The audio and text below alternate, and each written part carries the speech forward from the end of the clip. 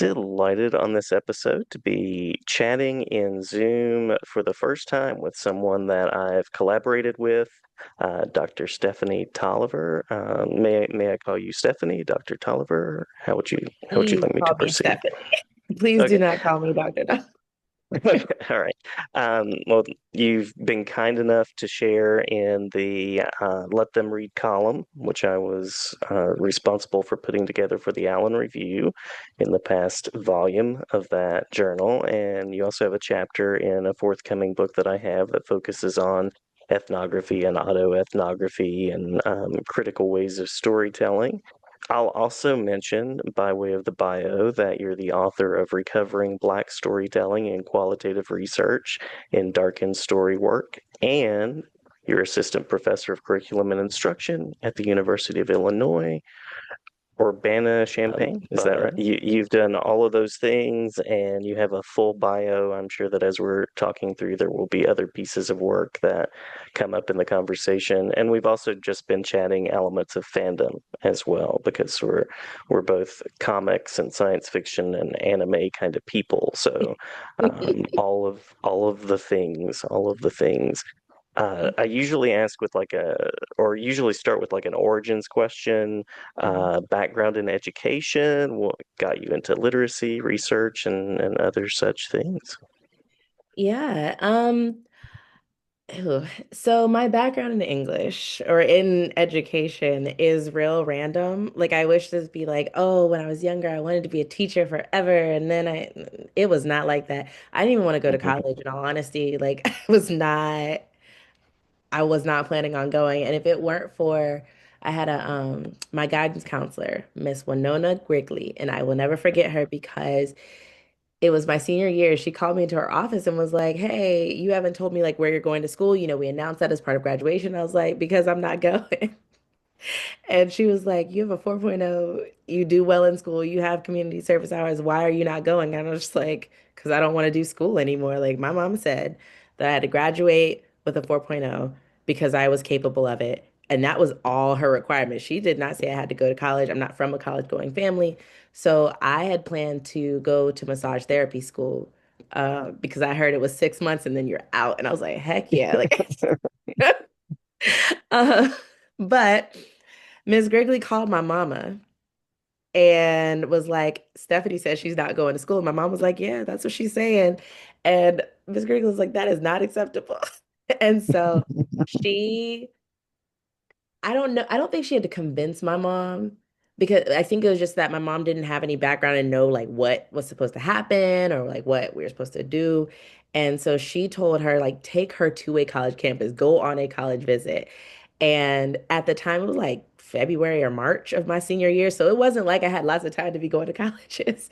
So we went to one, and it was at FAMU, Florida Agricultural and Mechanical University in Tallahassee. And I looked around, it was like the first time I saw Black people in college, like not on TV. And I was like, I could do this. And so I filled in the application, wrote the essay, I want to say like that week, and took the SAT and ACT like that month, super late. Um, and I went in for public relations because when like they have you check like what you want to major in, and I think undecided was an option or something, but I was like, I can make a decision.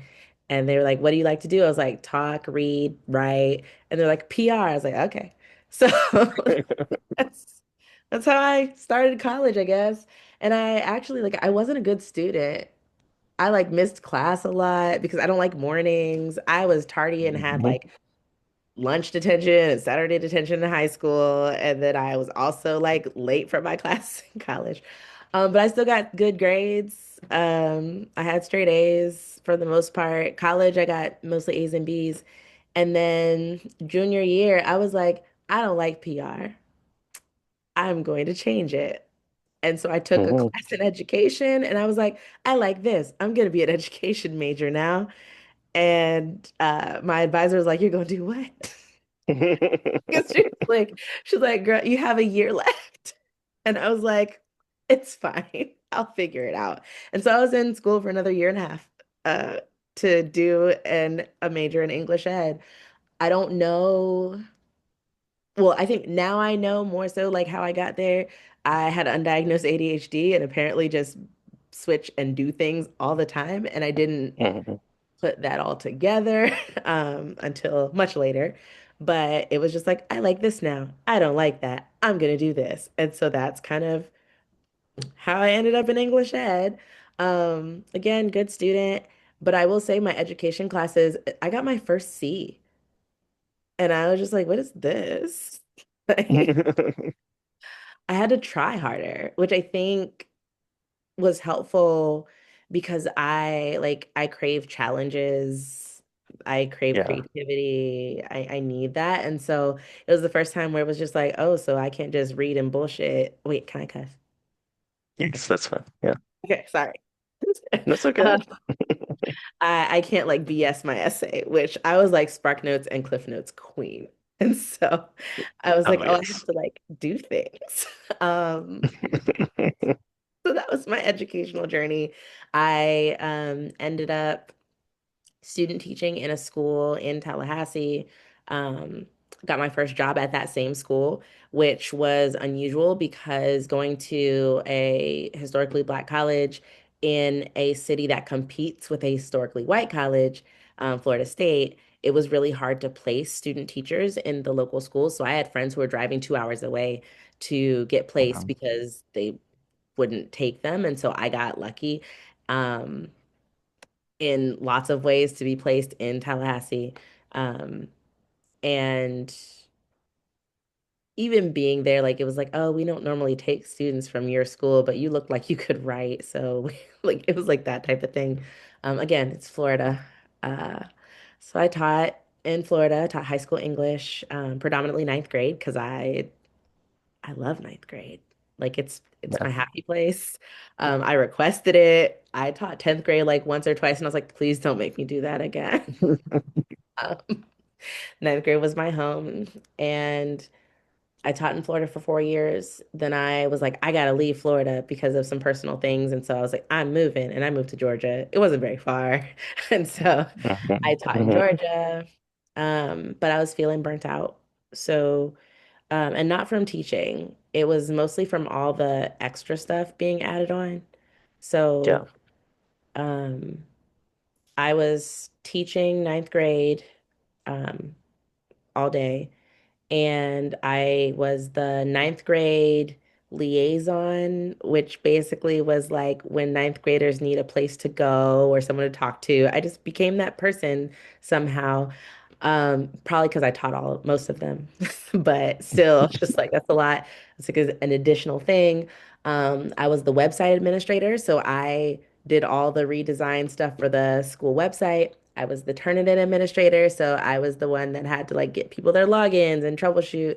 I was the Honor Society person, and what else was I doing? I was doing something else. And I the see it. yeah, I was just like, I'm tired. And then the principal, he called me in at like the end of the year-ish, like end of the first semester, and was like, yeah, such and such is leaving, so we're gonna need you to step in as department chair next year. And I was like, like, what, like, how? Where am I going to add something else? And they were like, oh, like, we know we're asking you to do a lot. And so we can give you like 2 days off a month to handle all the responsibilities. I was just like, y'all like go pay me more. So it was just like, Right. I was like, nah, I have to get out of here. But I didn't know what else I could do. Again, like most of my family had gone to the military after high school. So it was just like, oh, well, what do I do next? It's like, go to the military? No, like I don't like getting my hands dirty. I don't like people telling me what to do. That just wasn't going to work well. Um, so I decided I'm gonna apply for school again. I had gotten my master's while I was teaching in Florida because when I started teaching in Florida, I think starting salary was like 32,000, maybe like 31,000. And so if you got a master's, it like bumped you up to like 37. And so I was like, yes, Mhm. the most Mhm. expensive nothing burger of a degree that I had gotten. And then I went back to school. I applied to one school. because um, application fees are expensive. So for every degree, I only They applied are. to one school. So I Oh, was like, nice, nice. yeah, I was like, there's no way. I was like, if I don't get in, that just means I am not supposed to go. So I applied to UGA. Didn't know what I was doing. Had no idea what a PhD was for, what it entailed, what comes after. I just figured that would be a break. So Hmm. that's what I did. So just quit and was like, I'm going to school and packed up my life, moved into grad student housing and went into literacy education. Um, Nice. yeah, didn't know what I was going to do with it. And I almost quit like 3 times. I was like, this is terrible. Like, why did I want to do this? People kept talking about all these terms and words that I didn't understand, and no one would explain it. They acted like I was supposed to know it already. And Hmm. then I started like figuring out who some of these people were, and I wasn't excited about them. Like, nothing about Bakhtin and Foucault and Vygotsky made me excited to want to do doctorate study. I was like, this is boring old white man stuff. And like, you're talking about the prison complex without talking about the ways that prisons have been used against folks who look like me across the world. I was just like, nah, none of this, none of this. Um, and so I almost quit like 2 or 3 times that first year. I was like, man, I can go back to the classroom. Like I had enough of a Yeah. break. Um, but it was a combination of Ruth Harmon, who taught a critical discourse analysis class, and my advisor, Jen Graff, who kind of like, I don't know, I think kind of saw me and saw that it wasn't working. And so like Ruth would always say, play in the sand, just like play and figure it out. And I was like, school isn't about play. Like Hmm. if you play, it's supposed to be like covert. Like I would always engage in like playful literacies in my classroom, but if the assistant principal or something came in, like they knew, open your textbooks real quick. And so like Lockdown, lockdown. yeah, I was like, lie down, you know what to do. And so I was just like, what you mean play in the sand? I was like, I don't know how to do that in a space that's not covert. Like, you want me to like explicitly do that in front of y'all? Like, that's weird for me. Um, and Jen was like, what do you want to like study? Like, what's something that interests you? And I was like, nothing that y'all are talking about. And she's like, okay, girl, like, yes, but like, what is it that interests you? Like, what do you like to do? And I was like, well, I read nothing but like sci-fi, fantasy. I was just getting into like a little bit of horror. I can read it. I cannot watch it. I am too big of a scaredy cat. Um, I watch a lot of sci-fi movies. I really like looking for like what's happening to Black characters in these spaces. And she was like, well, why don't you study that? And I was like, excuse me. And she was just like, you can study anything you want. Like anything you want is something you can study in a PhD program. She's like, it's not like your bachelor's degree or even your master's where you have like this set path. It's like, you design your path. And I was like, I've never had this freedom in my life. Hmm. Hmm.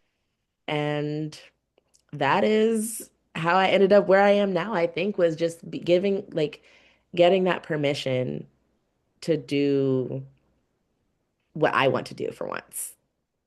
Yeah, yeah. Yeah. It's a very I long, love windy it. story, but Such are the stories, right? These are the stories we have, and I love how as you're talking about it, you're pointing to these people that were sort of like signposts for you along the way, your guidance counselor, and then the folks in your PhD program. And I'm also hearing some of the same resistance that I had in different ways, because I'm also first gen academic, and I was like, I don't want to keep going to school. Why would I took the ACT and I was like, what even is this? I guess I'll just do this. Okay, I got a what? I still don't remember what I got on the ACT. So it's kind of an interesting path to be somebody who's in the world of education and working to disrupt it or rework it at the same time. hmm Yep. I even in my teacher prep classes now, I'm just like, I'm so glad that y'all love school.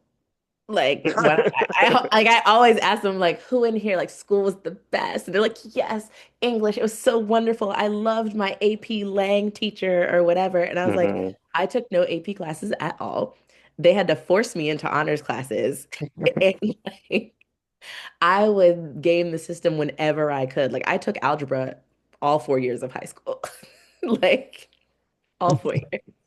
Because I was like, oh no, I didn't do well. I don't feel confident. And so it's just like I was like, I hated being there. I skipped school all the time. And like I still did well. And like I know it, like I tested for giftedness. I just didn't want to go into the gifted classes because people were lame in there. And so I was like, I'm not doing that. And so I'm like, you're gonna have a kid like me too, who didn't like school but was forced to be there when her mom was paying Mhm. attention and would skip school when she wasn't and still got straight A's. What do you do with someone who's truant but passing your class? And so Write them a recommendation. like they tried to hold me back in 10th grade because of truancy. I had missed like 45 days in a semester and they were like, you can't pass. And my mom was like, well, she's technically passing. You kind of can't. Was that the Like, moment where they were like, darn it? it was like a wild experience because she was just like, Stephanie, you got away with more than you probably should have. And also, I don't understand how you just like slipped by and just didn't go to school. You But were reading sci-fi and doing the things. I was reading all the time, just not Gatsby and Yeah. that. Like I still like I tried to read Gatsby as an adult and I still hate it. And like but I was reading like Dean Koontz novels when I was like Hmm. 14. I'm like, if you read those, like the I don't know, the types of words that he uses. I had a dictionary next to me so I could understand what he was trying to say. Like I'm doing that deep, like analytical work. I'm connecting things. I am interested in how he brought in like science and social studies into some of the things that he was doing. I did not care to read a textbook. I did not care to read the novels that were assigned. And so I was just like, well, why come when I could be at home and do stuff that I feel like is more meaningful?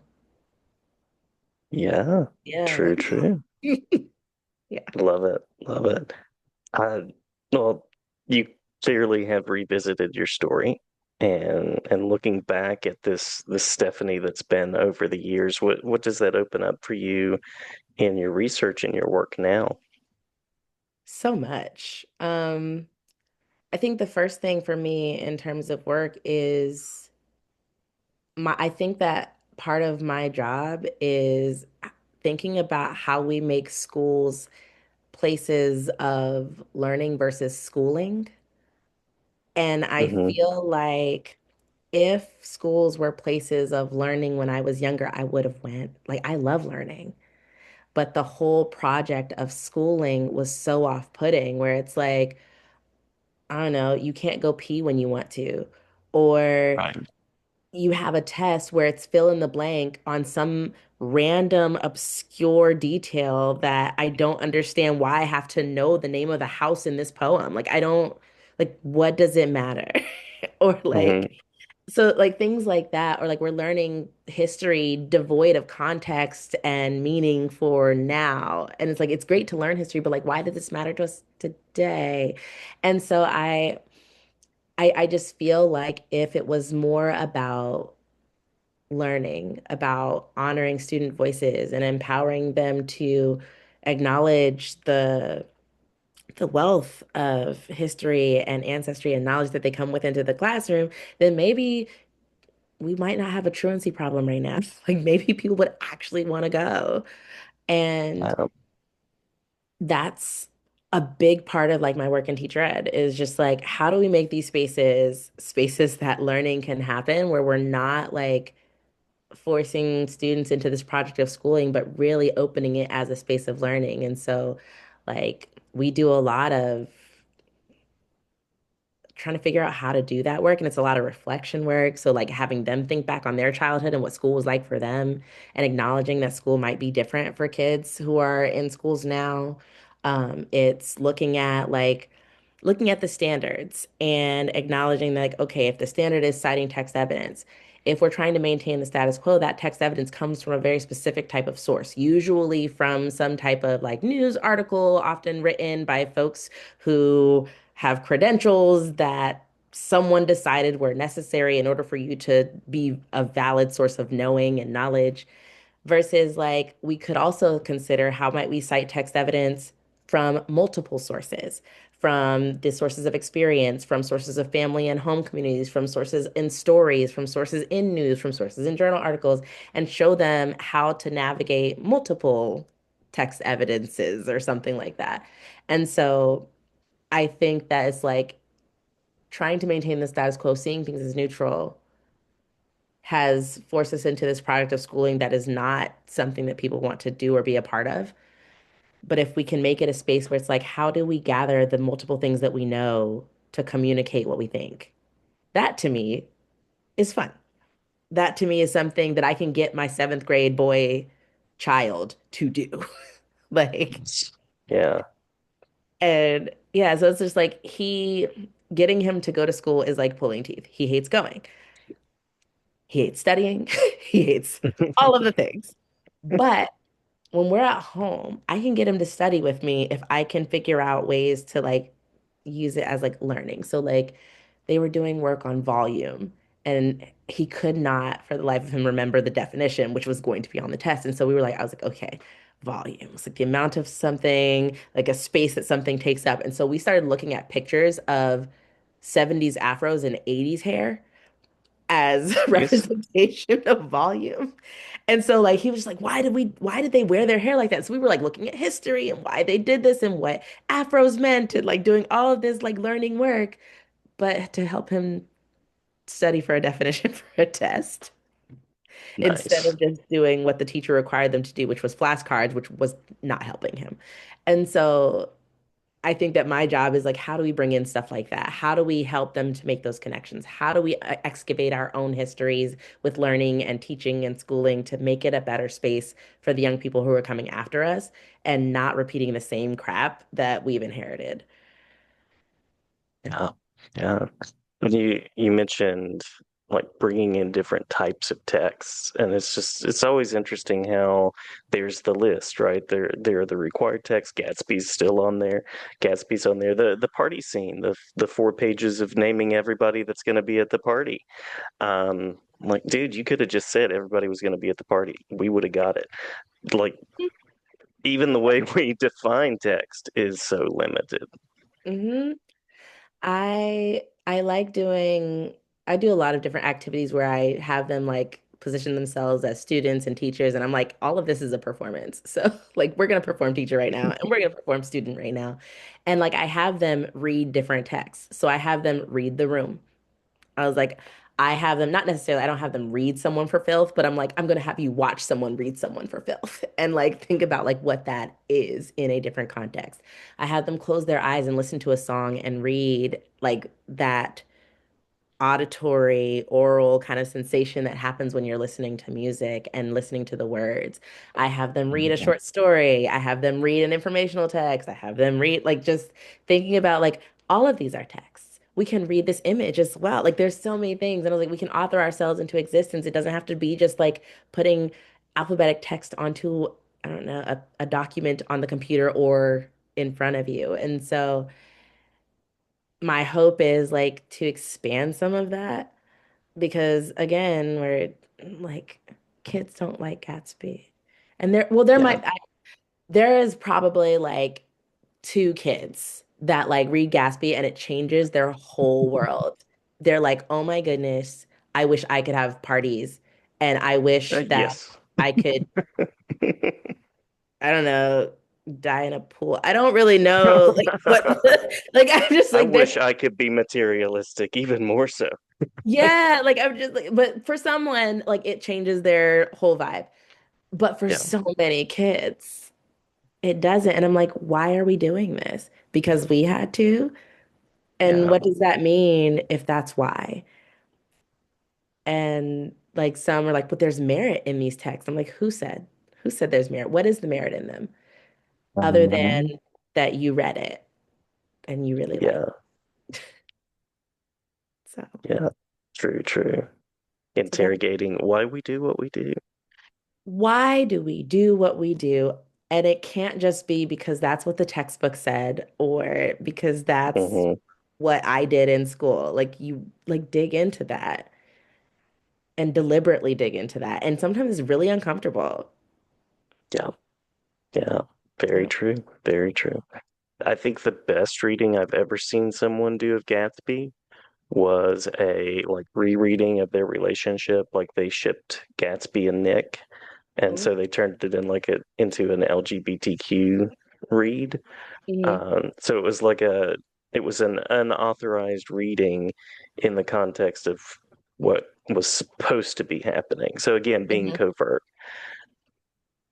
Yeah. I like that. And I think that that might be a way to get more than two, maybe like eight kids would like to read it then if we Hmm. could read it differently.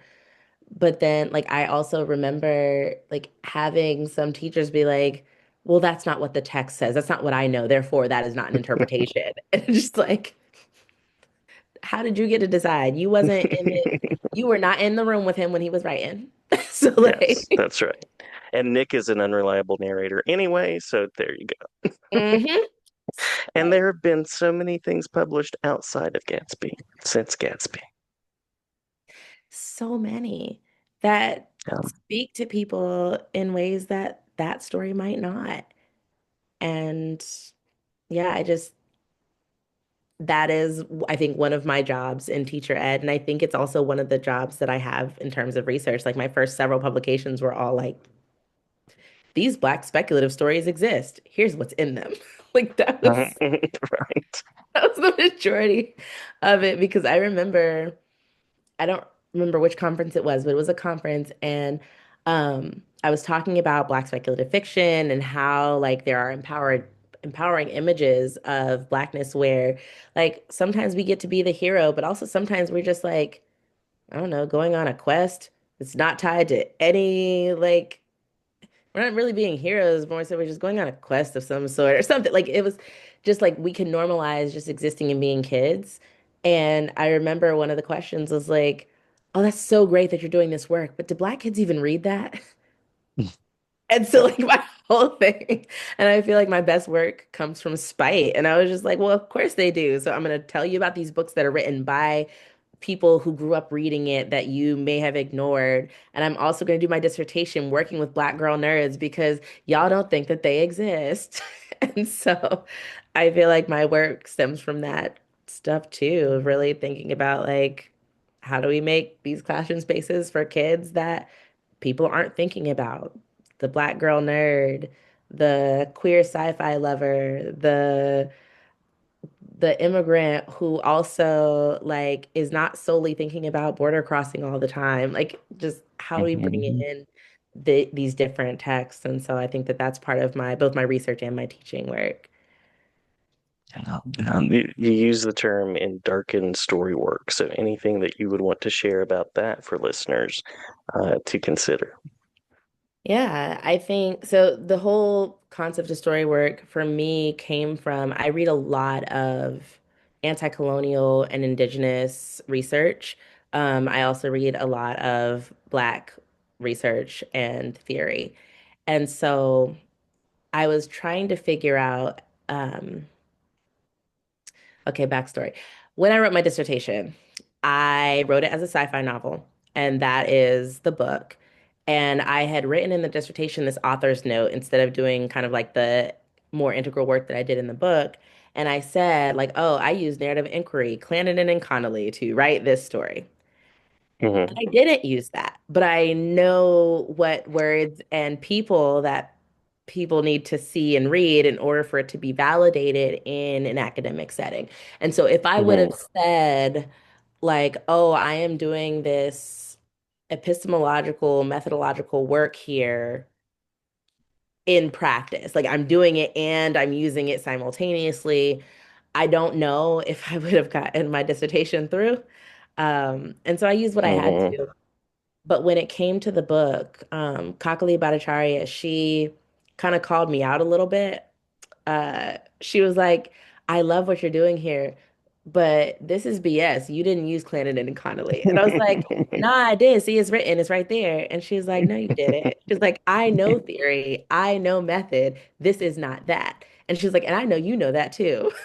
And I was just like, first of all, don't call me out because, but I mean, she was right. Like, I didn't feel empowered enough to base and tell people that the work that I was doing was based off of Black and Indigenous ways of engaging in research. Um, and so when I wrote the book and she gave me that permission and basically told me I was not allowed to use narrative inquiry because then I'd be lying, I had to really sit with like, where did this come from? And that story work for me was so big to that work. And initially, I'm not gonna lie, like I was like, oh yes, I have discovered storywork and I know that no one else has used this because I haven't seen it.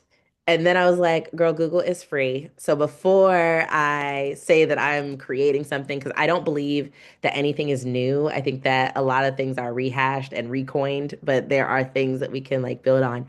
And so I looked it up and um, I found Joanne Archibald's Indigenous story work and I read her work. And then I started reading other people's work. And then I started reading other things. And I like started making these connections. And so the thing that I really appreciated about story work was that she had it was this framework that was based on seven different like concepts. And I think about it as like these underlying ways of thinking about the world and reality and about research that really spoke to me and that communicated things that I just didn't hear from how I was being taught method and methodology. So she talks about like research being coming from a place of respect and responsibility to the people that you're working with and for, that there should be some form of reciprocity, that like I am working with and for you, this is working with and for me as well, and we are like working with each other to build each other up, and that is okay.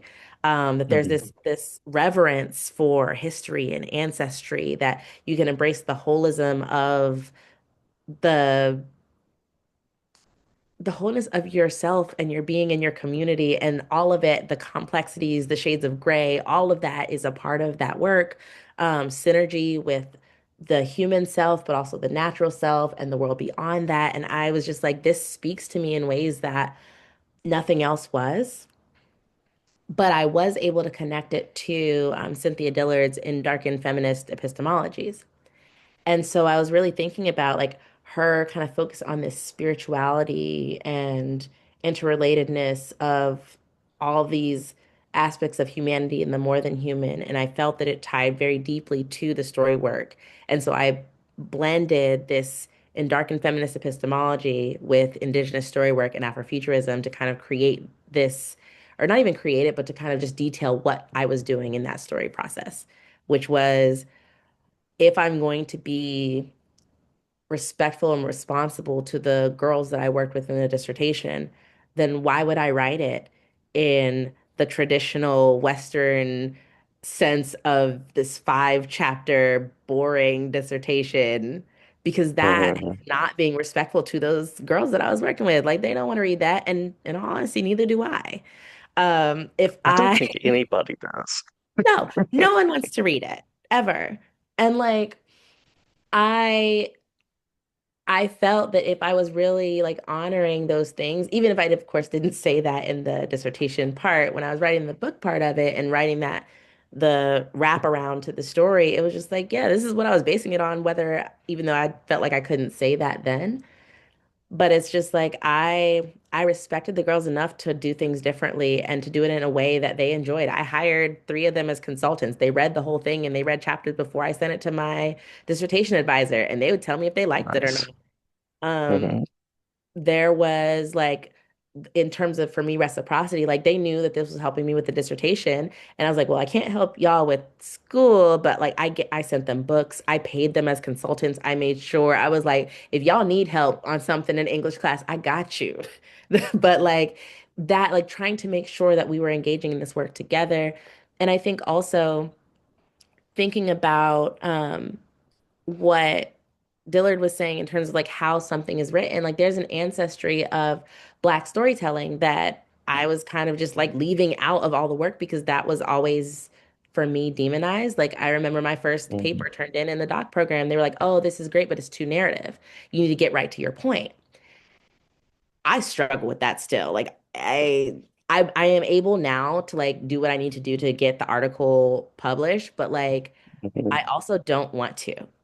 And it makes me very angry when I have to take out all my windy sentences. And I love starting sentences with and I love having Mhm. like lots of flowery language that people sometimes are like, what's the point? I'm like, the point is the floweriness. Like, Yes.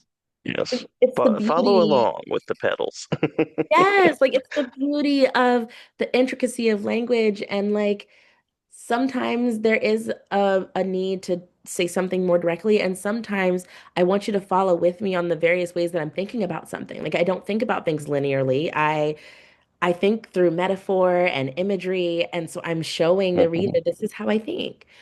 And when I read from Dillard and then also from Barbara Christian about how Black women and folks of color have always used story and poetry and parable and fiction and song to communicate ideas, I was like, this is it. Like this foundation of these indigenous concepts and this permission to do things that are historically and ancestrally tied to who I am as a person in this world, like that's what I was doing. And that to me is Endarkened Storywork, is honoring that legacy and honoring a different orientation towards research and academia. Love it. Love it. And as someone who has had the chance to read your writing, I also appreciate that and appreciate the style that's there and the narrative unfolding and exploration that you do. I appreciate that because that does not always happen. I have a my second book, it'll be with University of Chicago Press. And Mhm. I wrote that the way that I wanted to. And it's like one of the first things. It's actually like this whole journey that I'm on right now is like, how long will they let me get away with writing how I want? And I got the reviews back from the proposal where it was like just the general proposal in the first like three chapters or something like that. And two of the reviewers were like one was like, this is great, I love it. One was like, this is great, I love it. Here are some suggestions. And one was like, this is the worst thing I have ever read. I have never in my life seen a speculative fiction story in the middle of an academic book. There is no literature review. There is no, and it's just like, Uh-huh. and I was just like, but the literature is there. I was like, do you know how much I read to like do this work? And it was, but it was just like embedded in the storytelling of it versus Mm. here is my lit review chapter. And that reviewer, whew, it was like 3 pages of this is crap. And so I appreciate when it's like, you get it. Like that's Yeah. me and that's how I write. And I have been moving away from that for so long to like establish myself. And I felt like I could do it in the book because it's a little separate when I'm in a field where articles are the thing. But now I'm kind of over it and I just want to write how Yeah. I want to write. So, Yeah. yeah. Yeah. And that reviewer might have been thinking, man, there was no literature review section for me to like skim and skip over. It really is All like, fairness to whoever they and I get it. Like, I know that putting two science fiction stories in the middle of an academic book is unusual. But you know what? It's what I needed to do. And were. I was like, I put those in there deliberately. I called them speculative interludes. I was just like, I want you to stop now. And I want you to extrapolate with me on what this might mean. And so they had to go in the middle, just where they had to Nice. be. And I don't have a lit review in the general sense because it wouldn't make sense to do that. Yeah. It sometimes is kind of like a sidestep of like, and here's all the stuff. Yeah. Yeah. The trappings of it all. And I really believe that lit reviews and citations, references, whatever, to me are a project in relationship building. And Hmm. so for me, like I am very deliberate on everybody I cite and why I cite them. I cannot cite everyone, of course, because then I would have mostly a book of citations. But I try to honor the people who influence my thinking, even if it's not like directly connected. And so Yeah, if I did a traditional lit review, I can't just throw in this person that didn't necessarily say anything about this, but it has influenced my thinking on this. And so I just did it differently. yeah. Science fiction, it's just my favorite genre. I've also started to get into some horror storytelling and things like that. But there's something about science fiction that is already and not yet. It's like you're looking at what's already there, you're looking at life around you, but you only get there after you get some vision of what could be, Yep. which is this really playful dynamic. And I think we need play in academia. Like, it is not sustainable otherwise.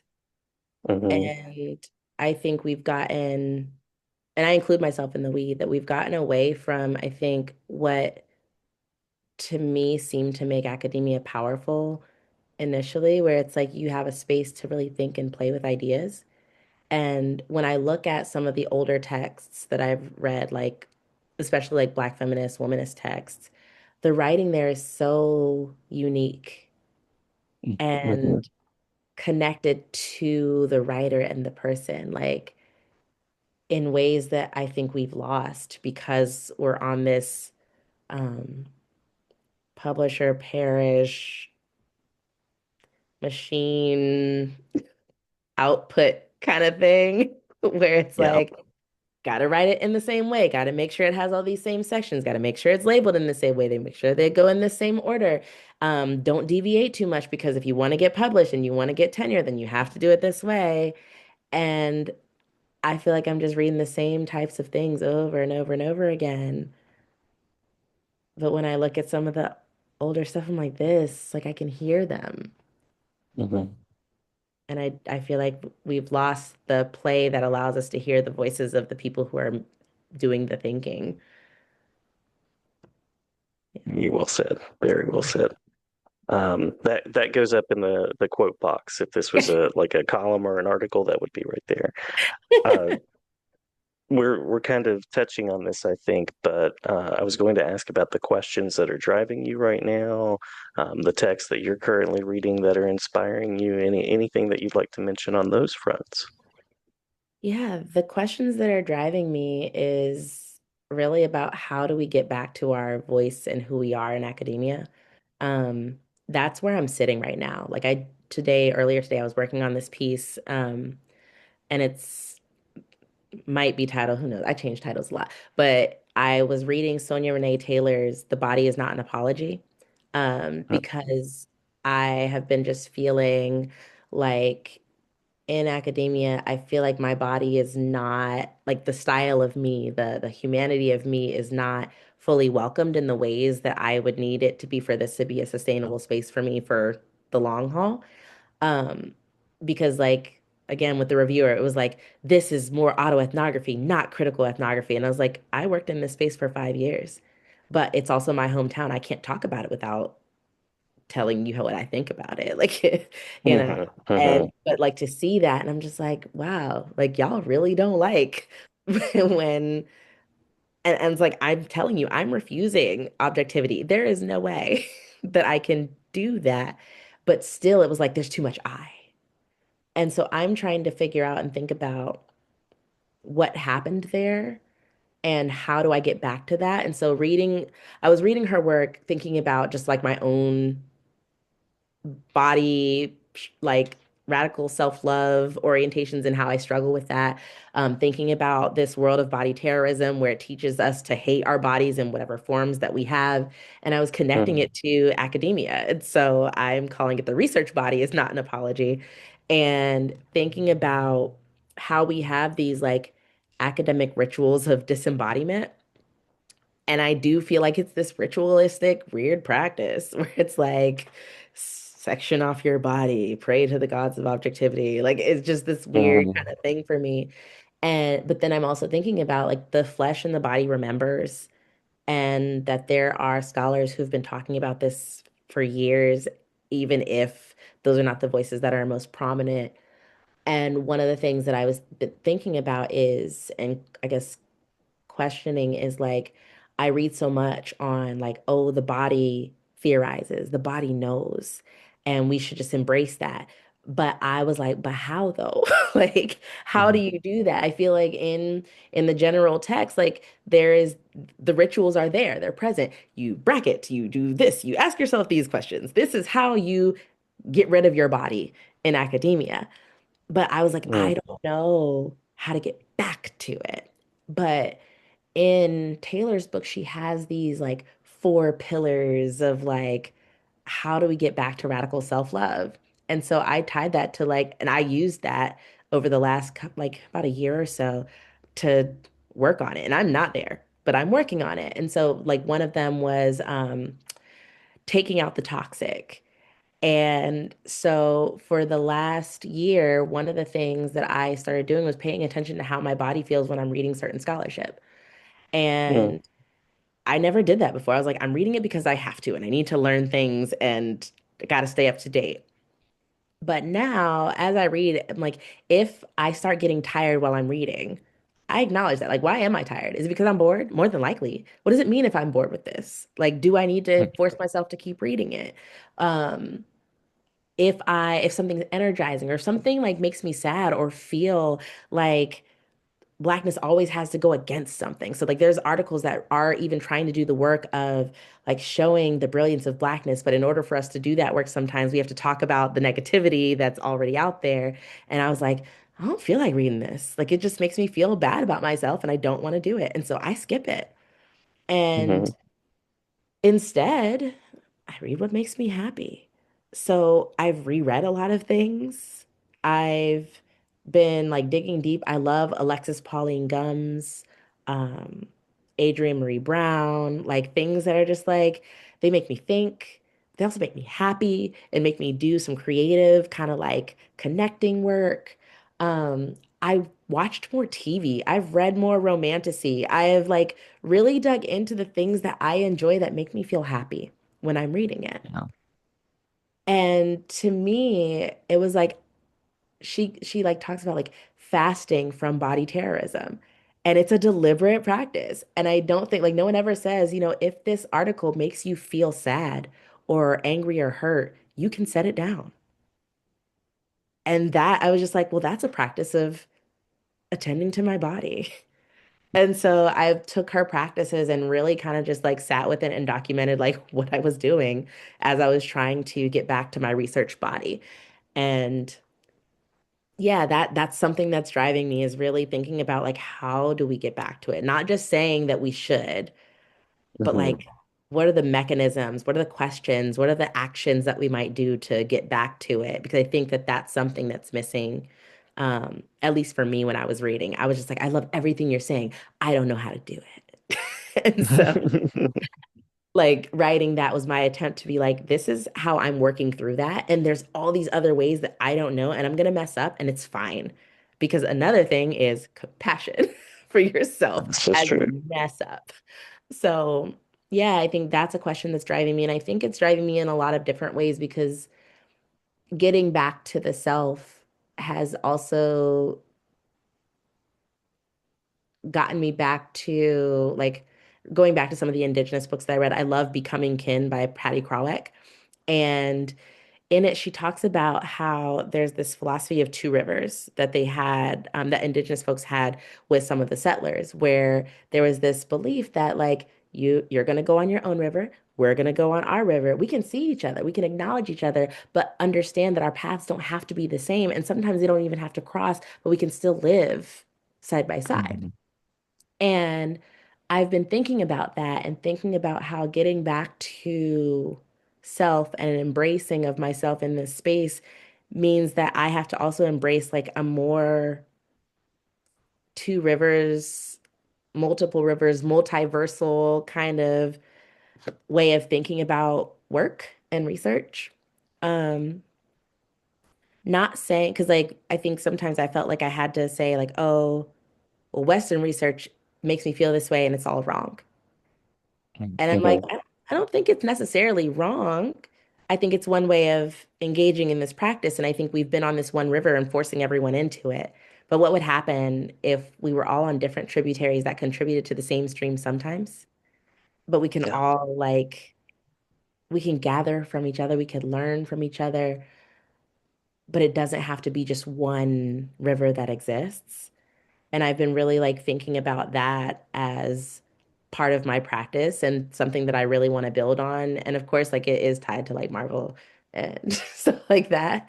But I've just really been thinking about what would it mean for academia to exist, to embrace a multiversal epistemology, where our ways of Mhm. knowing can be multiple simultaneously. And as long as your way of knowing doesn't colonize or cut off my way of knowing, we can exist together. And there are certain ways of knowing that may not be able to exist in a multiversal space because its whole vibe is cutting people off. But how do Mhm. we all get to a place where we recognize that reality and ways of knowing can be different and build together all at once? Yeah. Love it. Love it. Moving beyond the should of academia to Yeah. possibilities. Yeah. What might it look like? Because I think we have to envision a better academia because Yeah. again, it is not sustainable. People are burning out, people are dying, people are having heart attacks, people are not well because it was not designed to keep us well. But we're going to have to think otherwise if this is the space that we want, if we want to sit with our thoughts and in spaces of knowledge together. Yeah. Yeah. And embracing the multiverse. Embracing the multiverse. Like everyone just go watch Loki That's and right. watch the little time video so you understand what I mean. Hmm. Hmm. Absolutely. Well, it's been lovely talking with you and lovely meeting you. I'll give space here for anything that we've missed. If there's anything in the talk through that you want to make sure to emphasize, and I usually for the final part ask resources if there's anything you'd like to offer for listeners to consider, to keep thinking on, anything of that nature that you'd like to share as well. I think we touched on so much. I think the only thing that I would want people to consider is to think about the last time you just played in the sand. You wrote a short story, you made a poem, you did a puzzle, you drew outside of the lines. And if it Mhm. has been too long since you've done it, it's time to start doing it again.